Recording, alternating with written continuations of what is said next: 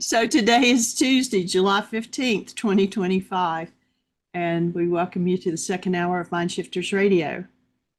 And appreciate you reminding me to hit record. How are you doing? Doing fine. I'm just eating a little lunch. Yeah. Good. Everything's. What did you say? Wow, Michael, what's the big deal about eating lunch? What's exciting in your world? Oh my God. What's exciting? Just about everything. Pretty awesome to have a human life, isn't it? It is. It's like just an unending series of miracles.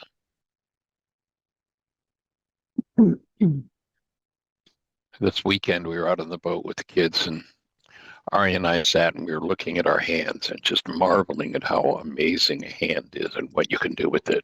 You know, Yep. you think about it, it's just pretty cool. So anything exciting on your mind today?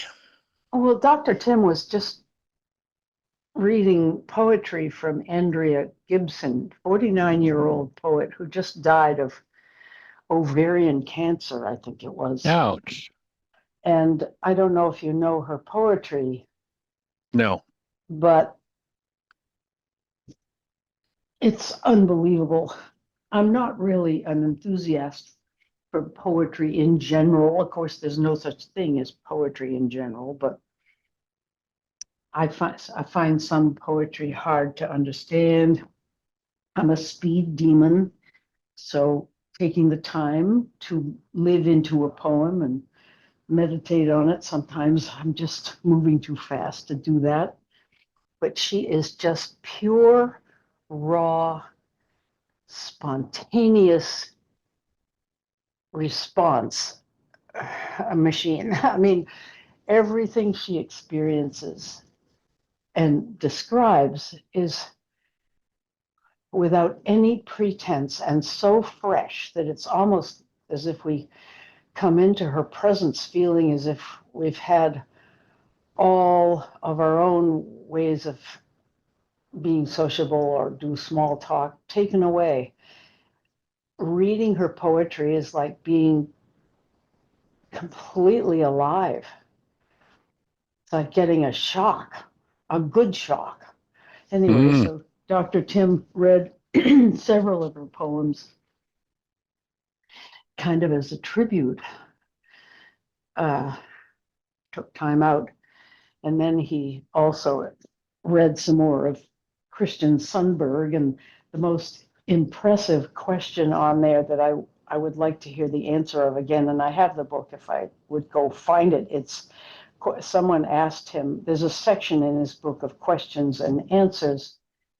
Right. And the question was, isn't everything we do out of selfishness? And it was a many-faceted and forgiving answer, like yes, but no. It's all okay, basically, is what I understood, but I need to see it again or hear it again. Well, a couple of perspectives on that one. For me, one, if we listen to Einstein, where Einstein says, if you think you're separate or separated from the rest of humanity, you're living in an optical delusion. Can there be selfishness if there's only one of us? And the alternative, go ahead on that thought. We'll go on to another one afterward. Well, since we perceive of ourselves as separate, unless we don't, but most of us are, dealing with what we think is a separate life, then that question still stands within our experience of being a separate being. Yeah, what you say is true on that level, but I, for one, don't live on that level of understanding or sense of connectedness a lot of the time. Well, the other thought, it comes as a thought, ties into it from A Course in Miracles, where the Course talks about the idea of sacrifice being so central to our thought system, Mm-hmm. and the idea of selfishness being such a dastardly power person message Oh given yeah. to us as Mm-hmm. children, Mm-hmm. I think makes this selfish word central to the constructs of many people's minds. Mm-hmm. But there's an alternative to that one, and that is that self-wise. Mm-hmm. Is it selfish if you're on an airplane and you listen to the instruction that says, put your mask on first? Right. One could say, well, that's a really selfish act. There's that little kid over there who could die while you're doing that. Well, but you might die while you're putting the kids on. So is it self-wise or selfish? Yeah. And I think it depends on what the core of your thought system is. And so much of the Mm-hmm. core of the thought system of the world is based in these ridiculous, trauma-induced thoughts that come from the power person dynamic. Yeah, And that's true. and so to me, that question becomes an invitation to forgive, to step inside of oneself and remove this whole idea, and to recognize that we can be totally and completely in care of self,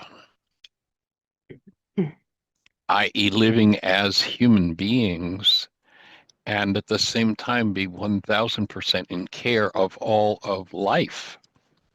If we recognize that life through all of these forms has been going on, maybe life isn't about form at all. Maybe the form is just an expression. So what we call self is really nothing there, but it's life living through these forms, and we can almost see that the power behind these forms is continuously busy creating greater and greater expressions for this thing called life. And so if life has a next level, a next greater expression of itself, is it selfish? Is it Mm. self-wise, or is it life moving forward? And it takes me back to the invitation to look at what's central to your thought system. If selfishness, if your power person gave you messages of what's wrong with you, why aren't you taking care of your sister or your brother or me? Why aren't you fulfilling my wishes? Why? Mm. And maybe that's one to just be disappeared from the culture. Yeah. And then to live for life, to live for, Yeshua talks about, what did he come for? Did I come to give you my philosophy? Did I come to give you a dogma, a doctrine, a religion? No, I come to bring you life. Mm. He was here in support of life. And so I think that everything that we do in support of life is both in the dualistic power person sense, both selfish and self-wise. They're one and the same. Mm. But certainly in our ego states, we can do this, I'm going to ignore all of life. It doesn't matter how much I damage life. I'm just going to take care of me. That certainly is there. But in the true sense, I think it becomes a moot point. They're one and the same. If I'm acting if I know who I am in my own true self-interest, then I'm always acting in the true interest of life.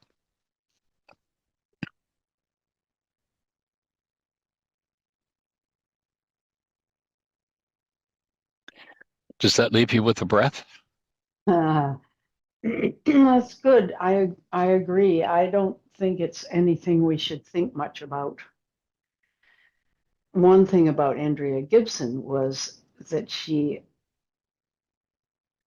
was able to express the most amazingly loving, sweet feelings for people or events or her own self without any of the kind of, I can't think of any word that's really appropriate it's completely raw and unself-conscious and honest. Whereas in my journals, I was telling Dr. Tim this, in my journals, I've often come upon a paragraph where I'm expressing love for somebody and it's completely gross. I don't like it. It's not, she has a capacity to be absolutely pure in her expression. So anyway, I don't know if that's, I almost don't know what to say about her at this point. Well, Mm. a line out of the scriptures comes to me where the Creator says to humans, "Who told you you were naked? Yeah, right. Who told you you were gross? That anything you could do could be gross." Right. Is that another power person dynamic that just needs to be forgiven? Mm.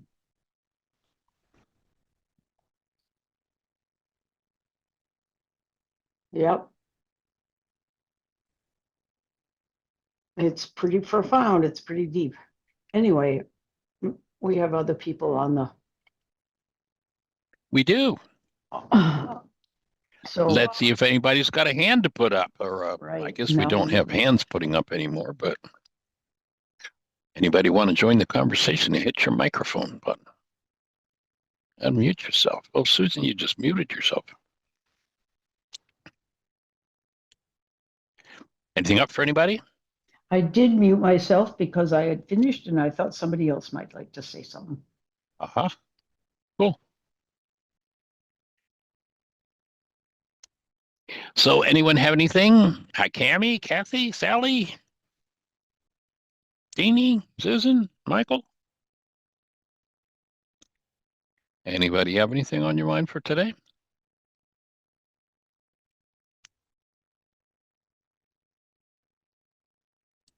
I guess You I need should to unmute unmute. yourself, Jeannie. Yeah, there you go. That's great, sweetie. Announce about the intensive in the newsletter that'll be coming out, and the codependent self-study group that's going to start August 3rd. Yes. So we will be bringing out a newsletter probably before the day is out, and it will be announcing the intuitive development intensive and the bonuses involved in that and the study group that will be starting in August, along with the suggestion that those who are doing the intuitive development intensive, that also part of your bonus is all 20 workshop videos, and we're suggesting that you watch those videos between now and when we start the codependence intensive study, or facilitated listening to the codependence intensive. And so that will be coming out. And if anyone, I really appreciated our conversation yesterday.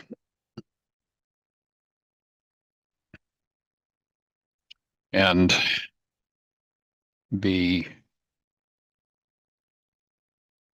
willingness to step in to support. I appreciated Sean. Sean was one of the first people way back when to come up and say, "Hey, I want to help get these videos. They're so meaningful to me. They're the radio shows onto YouTube." So, and for Sean to express yesterday what he did about asking for support, I really appreciate him doing that. I tend to back off and shy off from that and just let it unfold the way it's going to unfold.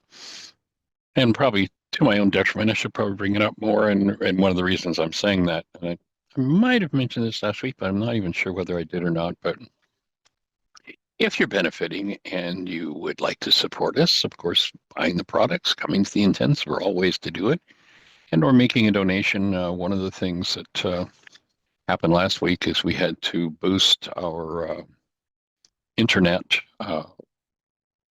system with 20,000. Well, I don't even know how many pages. I've been saying 20,000 now for probably 3 years. We had checked out, so I don't even know what it is now. Do you have any idea, Jeannie? Is it 25? Is it 30? I don't know. But anyway, we were paying for a system with 32 gigs of information, and with the new additions and things we've been putting on the website, we just got boosted by our supplier, who we appreciate deeply, to 40 gigs, and so adds another dimension to the cost aspect. And I appreciate Sean bringing that up yesterday. If anybody wants to support what we're doing and help us to get it out there, then mucho gusto, and thank you for that.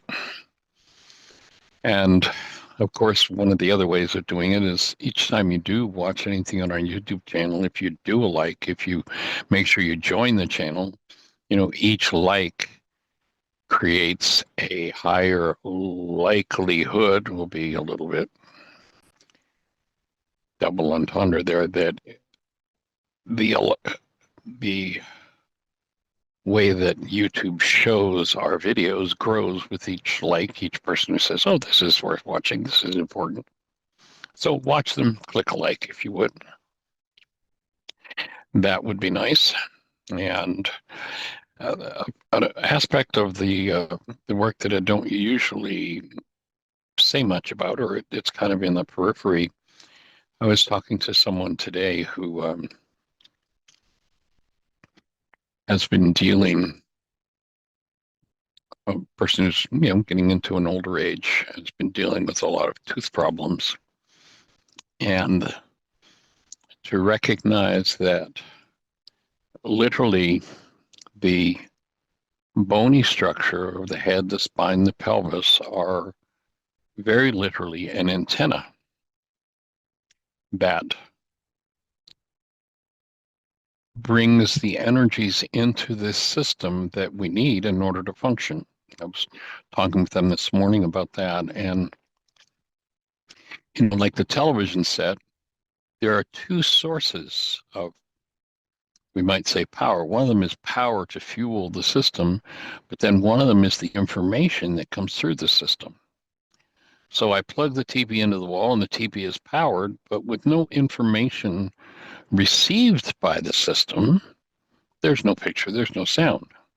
There has to be an antenna to bring the signal in. And in exactly the same way with the so-called body,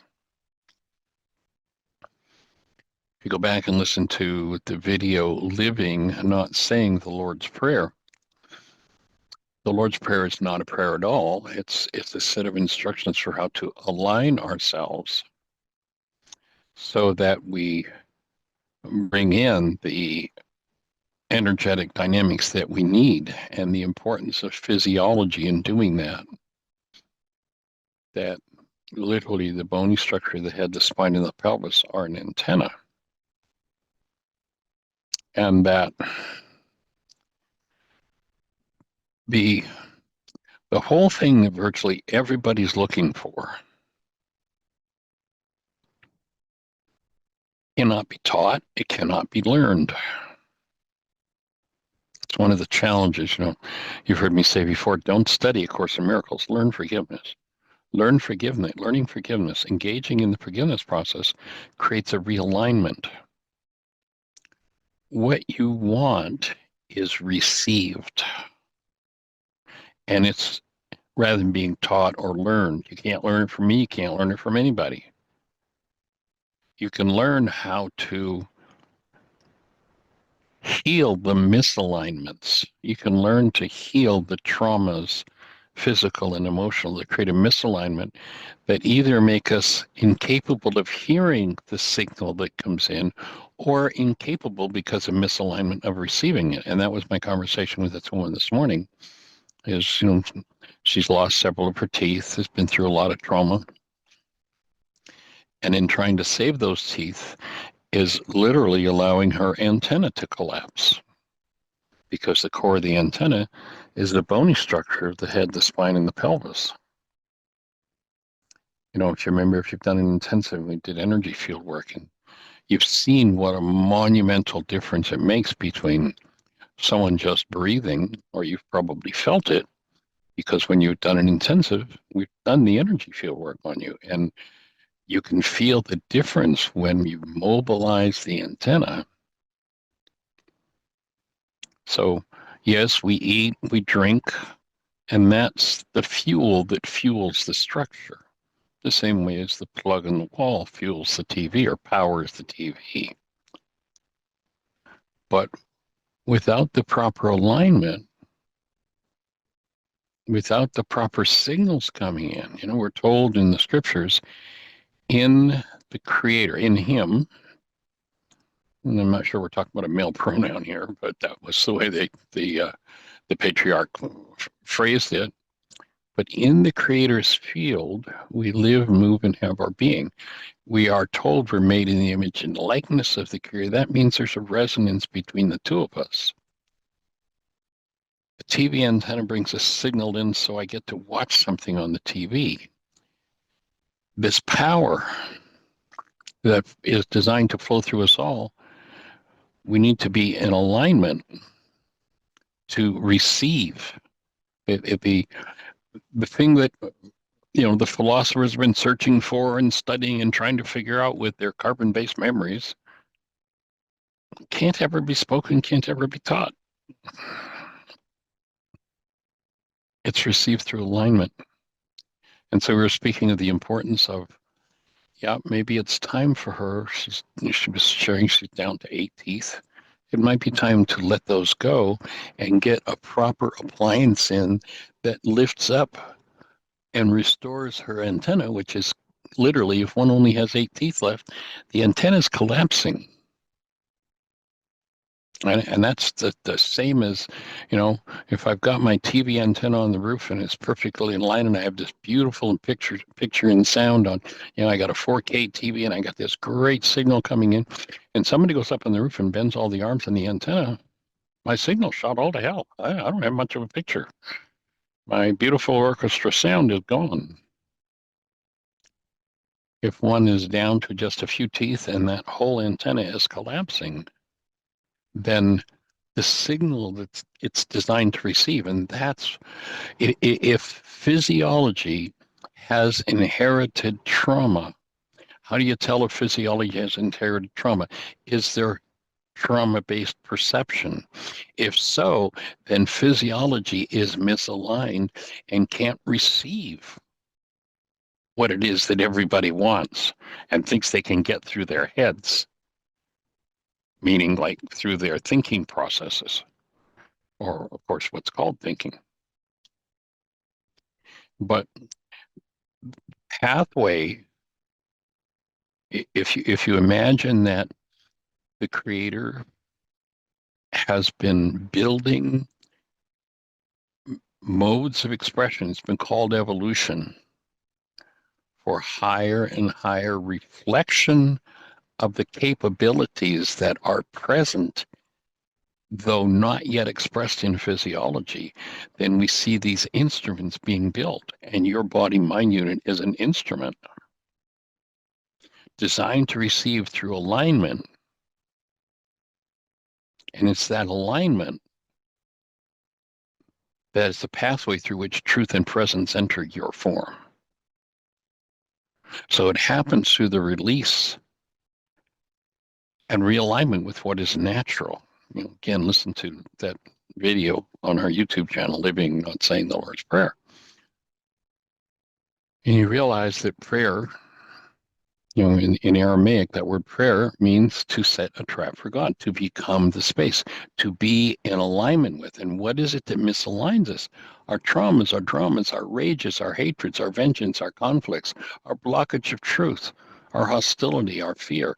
They're all energetic patterns that throw physiology into a state where we can't receive. So now our head goes looking for it, thinking we can find it somewhere out there. Where what Yeshua brought was a set of tools for how to come back into alignment. He gave a set of instructions that they called a prayer, but it's not a prayer at all. It's not putting your order into the cosmic gift catalog. It's saying, here's what you need to do. So our natural alignment happens automatically when, and this is a key part of the process, there's the forgiveness of the traumatic energies that distort not only physiology, but the antenna that captures, that's designed to capture and reflect the energy of love through us into the world, that creates the distortions in perception. We are, I would offer, custom designed instruments. Our physiology is a custom designed instrument designed to capture the essence, said a trapper God, capture the essence of the energy in which we live, move, and have our being. It's the energy we're meant to reflect, to bring into the world as human beings.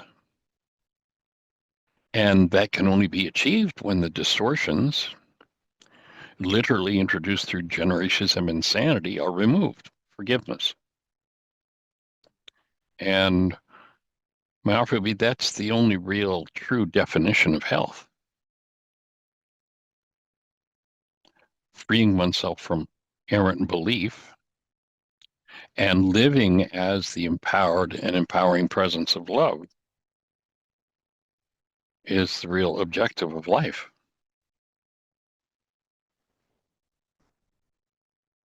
And what forgiveness does is it collapses the past as presented by the mind. And in collapsing it, frees one from the distortions that create distorted perception.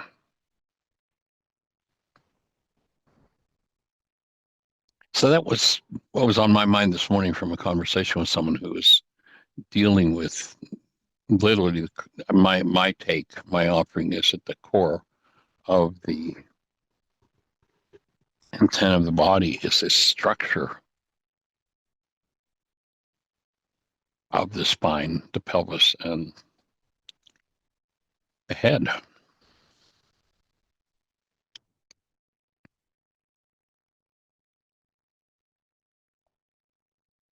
And that when freed of distortions, a clear, pure, true signal comes through, unimpeded, that brings active present love, that empowers us literally. And for me, it's like a visceral thing that opens the core of our structure and literally allows us to be the channel for, or the vehicle of, the receiving and pouring of that presence, that energy of love into the world.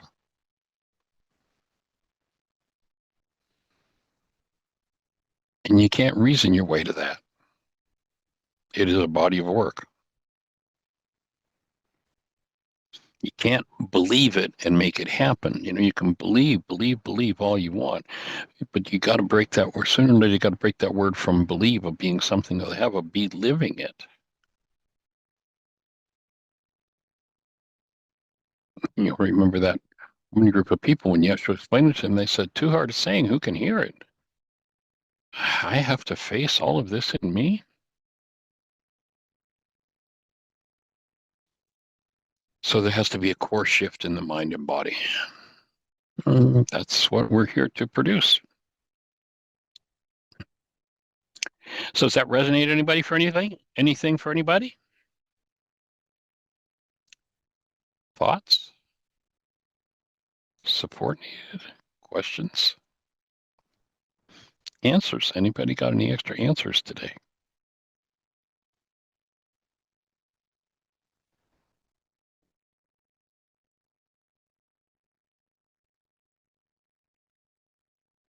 Sean had sent you a question after the show. Do we want to address that? Sure, let's go for it. Yes. Or wait until he's on the show? I'm not sure when he'll have the space to be back, so let's go for it, and we can send him a copy of it. Okay. Let me find it. He says,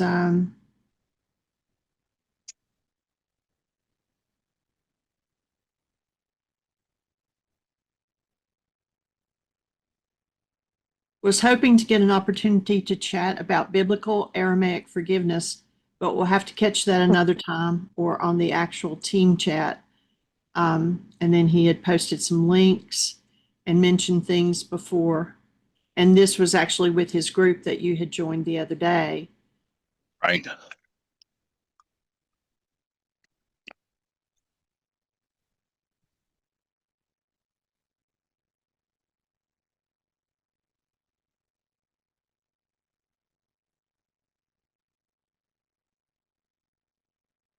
Was there another question yesterday?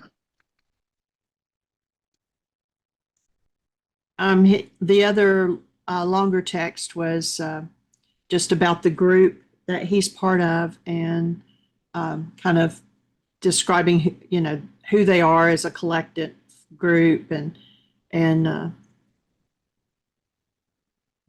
like in my life, the goal of identifying goals. And then everything else. The silent prayer greatly assists in facilitating the forgiveness process. Seems like most struggles with the ability to identify actual goals. If you have any tips or formulas for quickly discerning root goals, that would be good. That's oftentimes a big challenge in doing the forgiveness worksheet process is what's my real goal here? And the best way I've found to express that is whatever the situation, whatever the circumstance is that is your focus of attention at any given moment that's bringing up something less than love. If you were to verbalize, let's say it's something involving another person or it's yourself with yourself, you're looking in the mirror. If you were to say to yourself, let's say I'm disappointed with what I did yesterday. If I were to express what is the ideal outcome, if I had all the power in the world, what would be my verbal expression of the ideal outcome in this situation? Because I can look at a situation and I could say, well, I interacted with this person and they just were angry and what I wanted for them was to just speak gently to me. Now, that would be a goal that would be applicable there, but it might not be the goal that needs to be canceled. It might not be the goal driving perception. So let's use an example. Let's say one had a power person who was verbally abusive.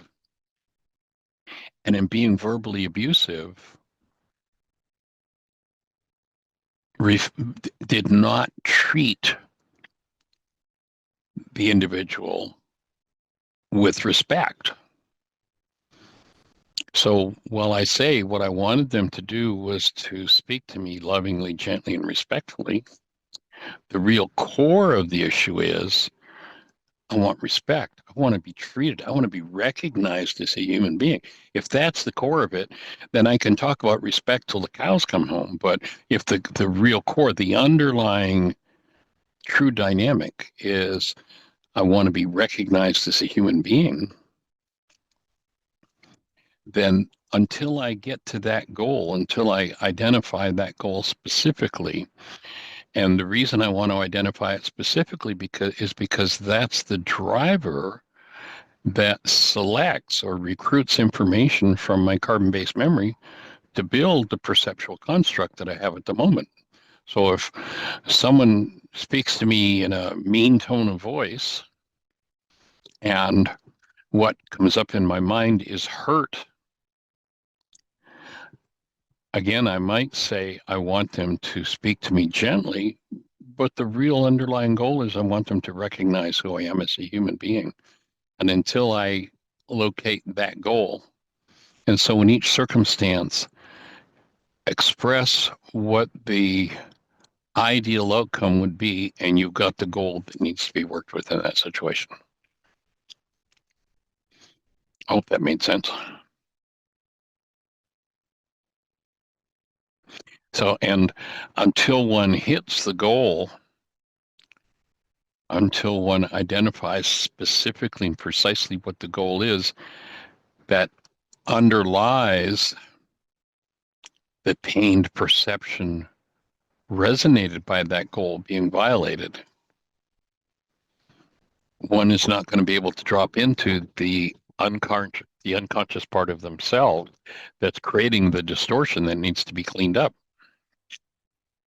But when one finds the precise goal that's driving the perception at the moment and cancels it, that's when the pain perception collapses, and I can go back, I can drop into that hidden part, that unconscious part that's creating and recognizing that perception is structure, that pain perception means distorted structure.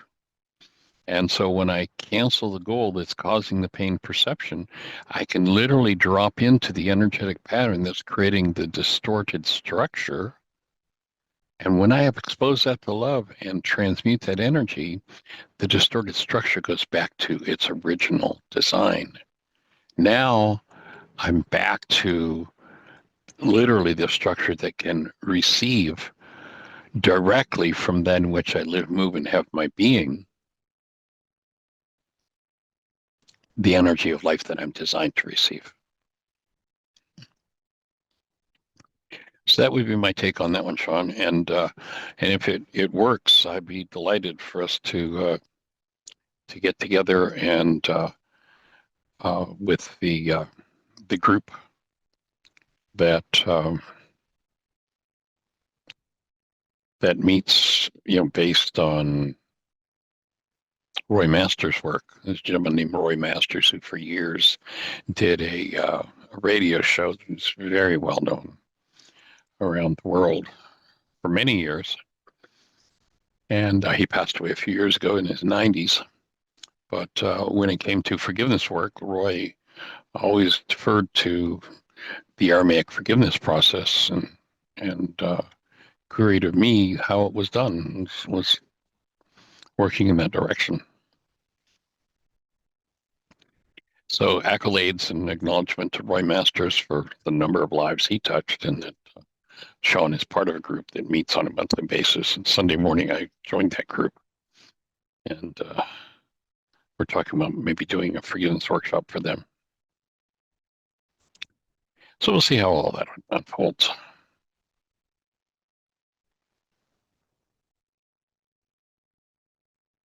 Is that the extent of the questions, Jean? Yeah, I believe so. Cool.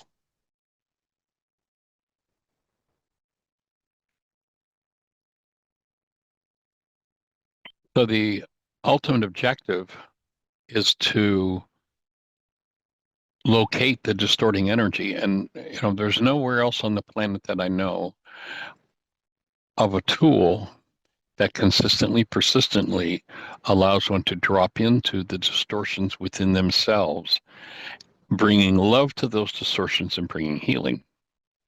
So once one shifts out of the mode of projection and blame, this is your fault, into a mode that says, oh, I've got something going on in me,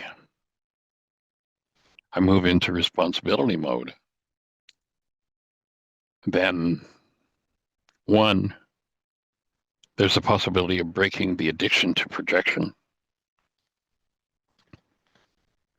And then come to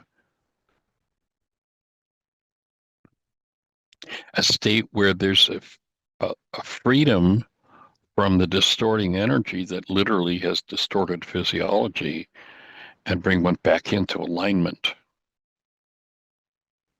so that one has a personally experienced of being in the flow of that active presence of love.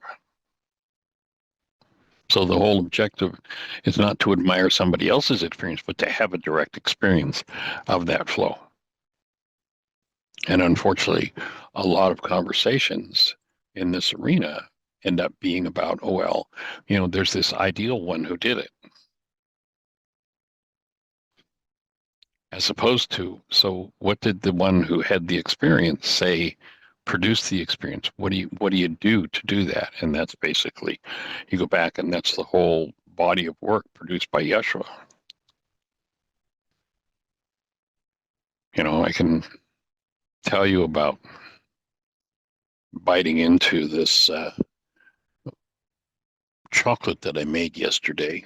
And if you've never tasted chocolate, I can say all the words in the world, and you'll never know what the taste of chocolate is till you put it in your mouth. And the tools that Yeshua described, my take is it's the ultimate set of instructions for how to go to the direct taste of the presence of active love, letting go of, forgiving the distortions, the blockages of truth, the denial, the dissociation, the projection, coming back into alignment.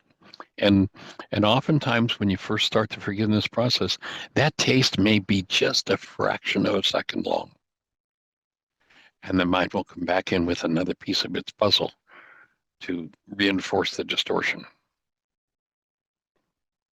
And over time, when in using the tools of Yeshua, one steps back into deeper and deeper and deeper alignment, so that nobody has to explain to you what that means. You have a direct experience of it for yourself.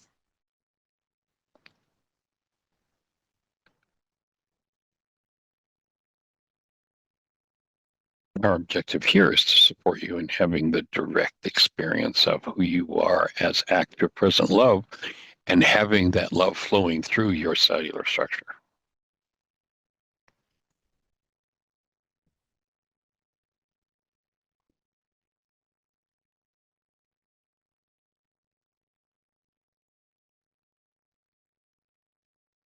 Unfortunately, when one engages in an energy that's off the mark, and what are the markers, what are the indicators that one is engaged in an energy that's off the mark?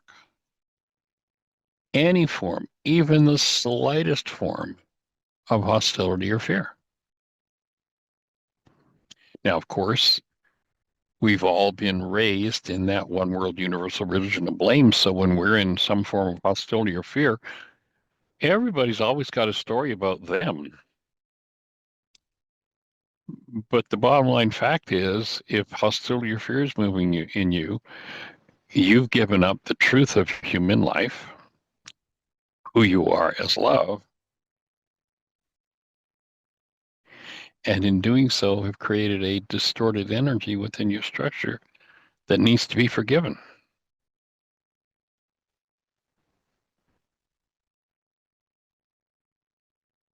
And when one stands in that space of an energy that's off the mark, and in Aramaic, the word that was used to describe that is sin. When one stands in that space where there's an energy that's off the mark, then we value what is valueless. And one of the biggest things valued by those in denial and dissociation and projection is blame. It's like the most valuable thing there is. You look at how little kids, at the age of 3 or 4, and if they've got a power person who's done some form of violence to them, maybe never touched them in any way, shape, or form that was violent, but just had a violent thought, then one of the most valuable things to that child will be able to point over and say, no, it was Johnny that did that. It wasn't me. And blame becomes something valuable.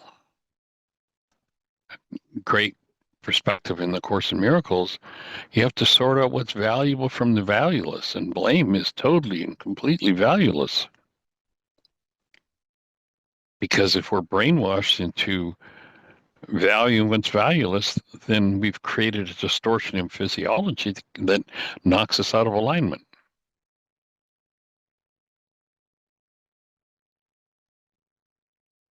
One of the, according to the world's language, one of the most valuable things in the world is a love relationship. And we've generated this idea that if I have this person that I approve of because they're fulfilling all the goals I have for them, then I love them. And people call that a love relationship. And you look at the crazy places that that type of relationship leads people to, because we've been taught a falsehood and to value something that's valueless. So sorting out, we talked about the development of trust and the sorting out of those misperceptions that lead us into all kinds of crazy places.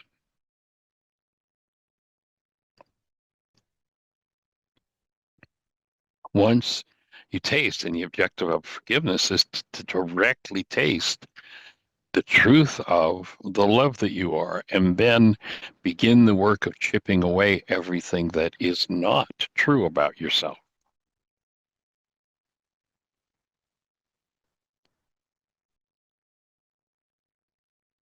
We're not designed to love each other. We're designed to experience ourselves as conscious, active, present love.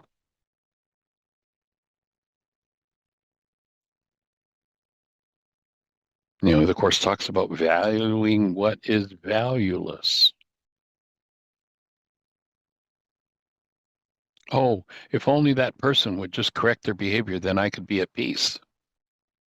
Oh, so you're valuing blame. What is it? What's the energy that is taking away your peace?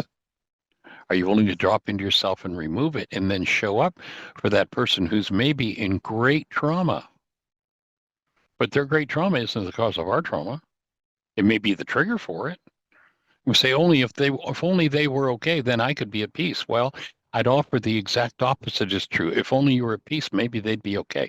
Maybe you'd be the presence of energy that helps them to move into that space that you say you want for them.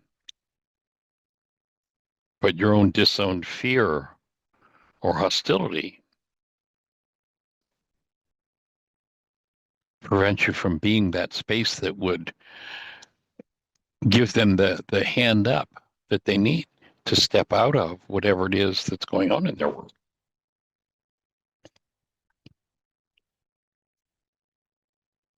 So forgiveness gives us the taste of this state of being. And that's the whole objective of what we're doing. Does that resonate anything for anybody? Any thoughts for anyone?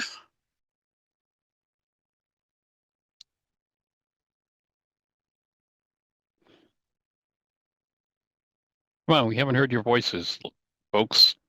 Say hello. Hit the V button. What's on your mind? What is this making sense for you? Is this arousing any questions for you? Is this giving you any opportunities to learn forgiveness?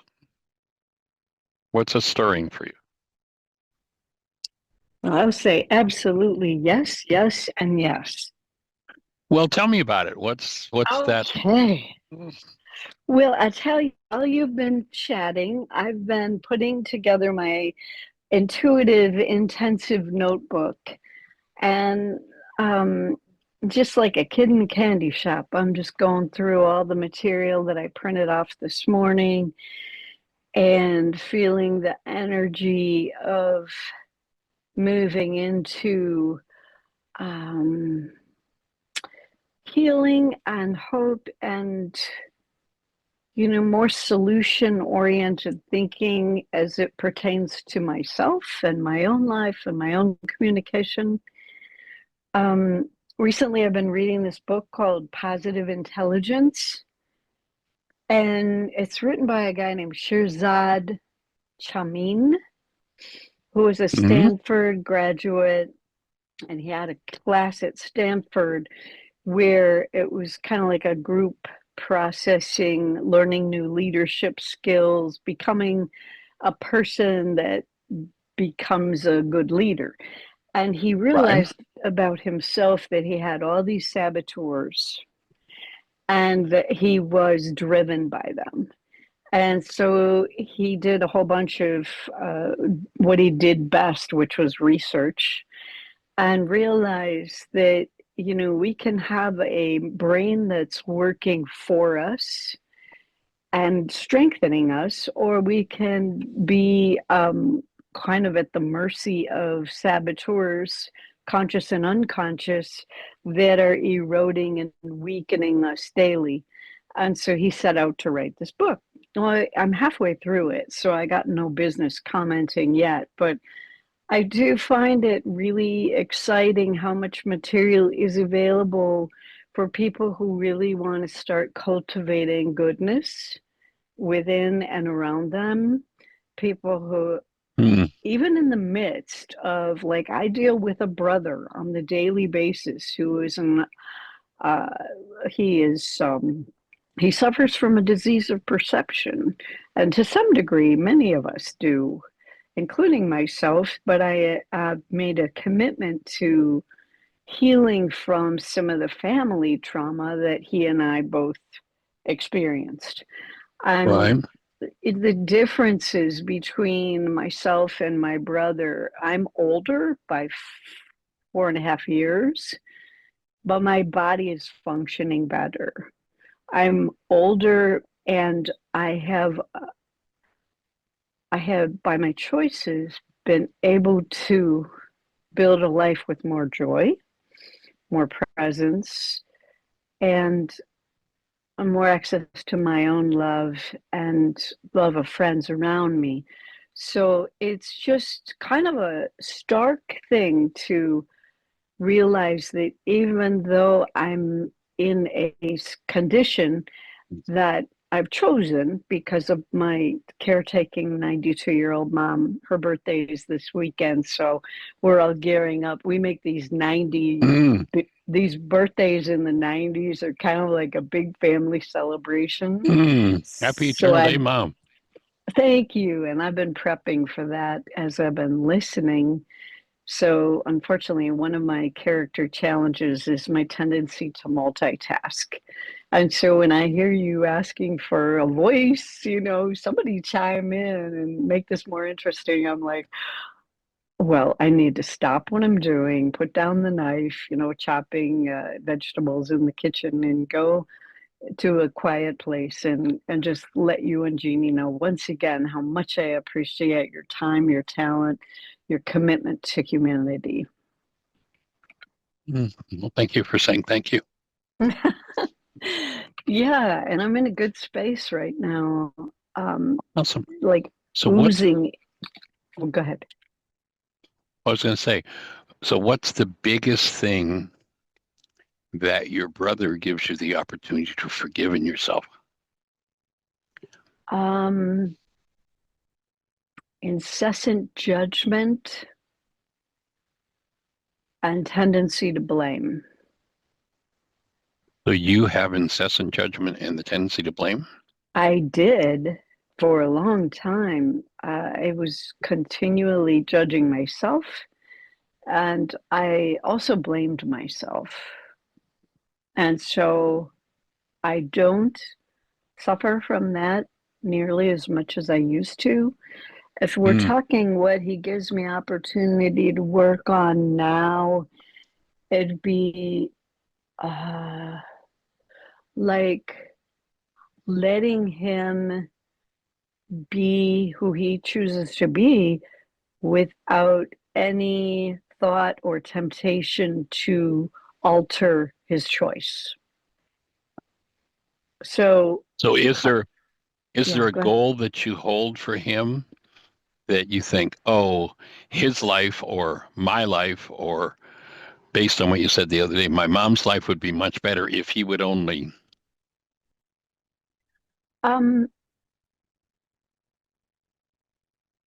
Notice what's happening with your breath. I held it. I held it to look for, like, how do I speak to the anger that he expresses constantly to my mom, mainly, primarily. Can I offer some feedback? Yeah. When I hold my breath and I go looking for something, here's what my definition of that is. Okay. That every cell in the body stores information. There is information that I have stored in a part of my biocomputer, my so-called body, that I have deemed safe and it's okay to look at.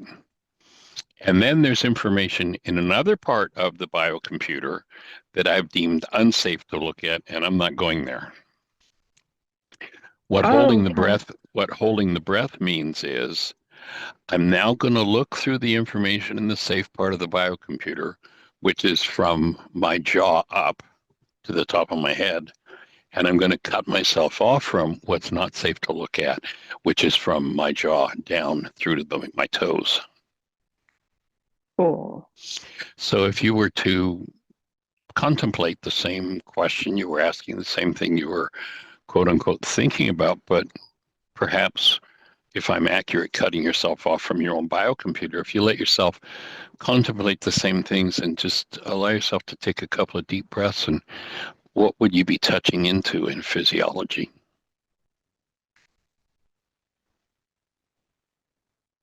Well, I felt a loosening of a fist in my belly. So it started to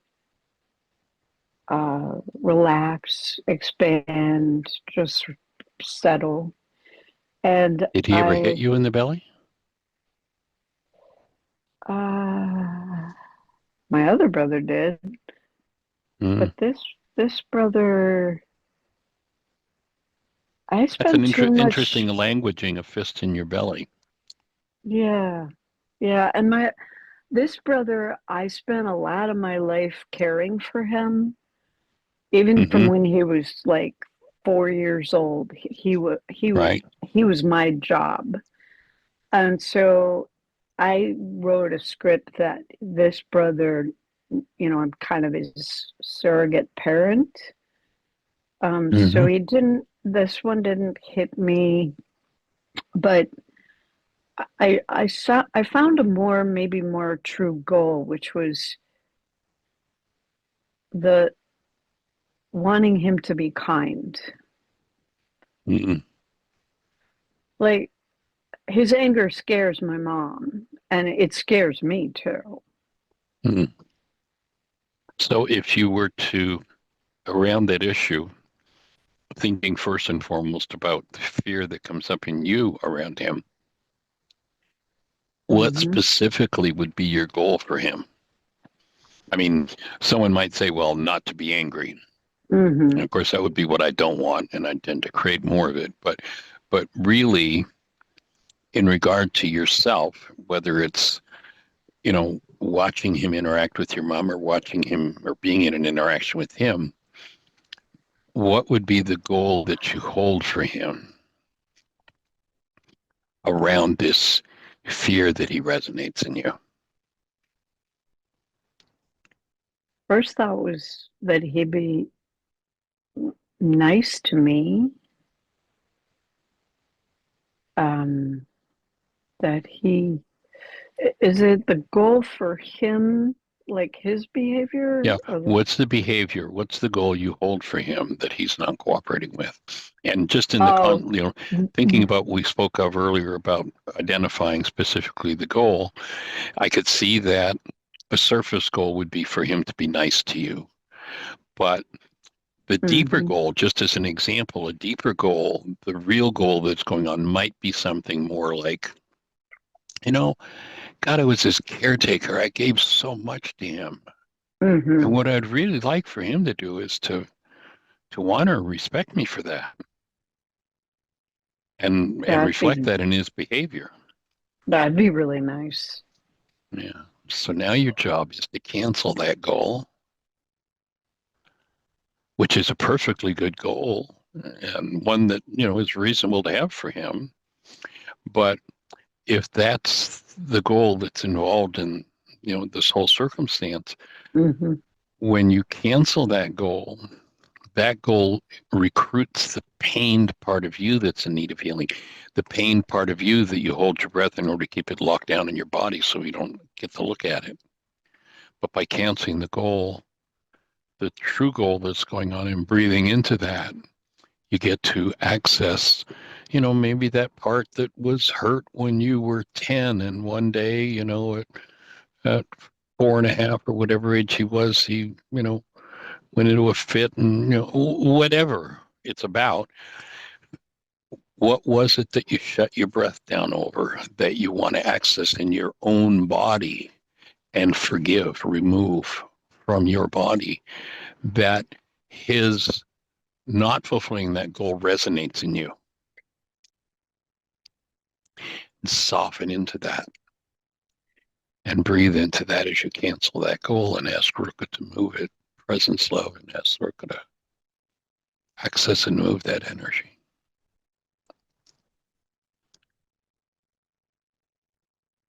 And just holding the space to be with you for that.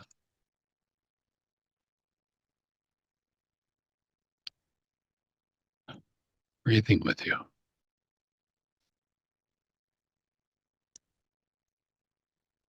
Does a memory surface? Oh, yeah. Oh, yeah. Does it feel appropriate to share it? I was thinking about a time when my other brother and I had a fight, and it was all about anger and fear, of course. Mm-hmm. And I was thinking about there was some shutdown after that I didn't even realize. But That's what you want to capture. Yeah, That's the what you want to holding breathe my into. breath. That's it. That's Mhm. what the breath automatically shuts down about in order to cut me off from, I don't want, that's too painful to look at. And what you want to do is Mhm. bring that forward in the presence of love and free yourself of it, which of course energetically will free him of it too. And your mom. Oof. Go for it. What was that? Yeah. Breathing with you. I just had to go lay flat because there were Yeah. so many parts of my body that were holding that. Mm. Yeah, let your throat open, let your upper chest open. Let the airway deepen your chest open with that.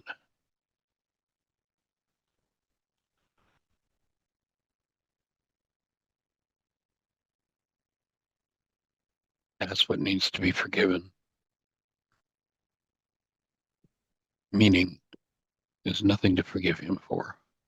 Never forgive Mhm. anyone for anything, but recognize the goal you held for him that Mhm. your physiology uses to keep this hidden and allow those memories, those energetic patterns to surface and be brought to the presence of love for release, for forgiveness.